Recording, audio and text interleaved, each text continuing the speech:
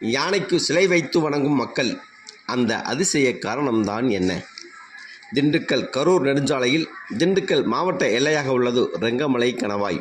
இங்கிருந்து வடக்கே 1 கிலோமீட்டர் தூரத்தில் கரூர் மாவட்ட எல்லைக்குள் ரெங்கமலை எதிரே ஜங்கால்பட்டி பிரிவு அருகே அமைந்துள்ளதுதான் யானை கோயில். விவசாயிகள் நிறைந்த இப்பகுதியில் யானைக்கு ஏன் கோயில் கட்டினார்கள் என்பதுதான் பலரையும் வியக்க வைக்கும் 1000 டன் கேள்வியாகும். சரி, விஷயத்திற்கு வருவோம். 40 ஆண்டுகளுக்கு முன்பு கேரள மாநிலம் குருவாயூரில் உள்ள கிருஷ்ணர் கோவிலில் இருந்து யானை ஒன்று கரூர் தனியார் ஜவுளிக்கடை திறப்பு விழாவிற்காக அழைத்துச் செல்லப்பட்டது. விழா முடிந்து மீண்டும் கரூரிலிருந்து நெடுஞ்சாலை வழியாக ஜங்கால்பட்டி பிரிவு அருகே வந்தபோது யானைக்கு உடல்நிலை பாதிப்பு ஏற்பட்டு நடக்க முடியாமல் படுத்து கொண்டது. அந்த யானைப்பாகன் எவ்வளவோ முயற்சி செய்தும் அந்த யானையை காப்பாற்ற முடியவில்லை.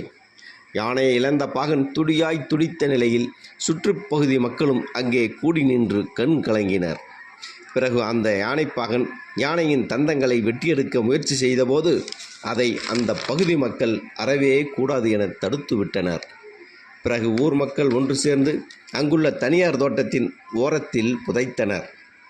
அதன் பிறகு ஊர் மக்கள் ஒன்று சேர்ந்து அந்த யானைக்கு ஒரு கோயில் கட்டி யானை சிலையை வைத்து இன்றளவும் பூஜித்து வருகின்றனர்.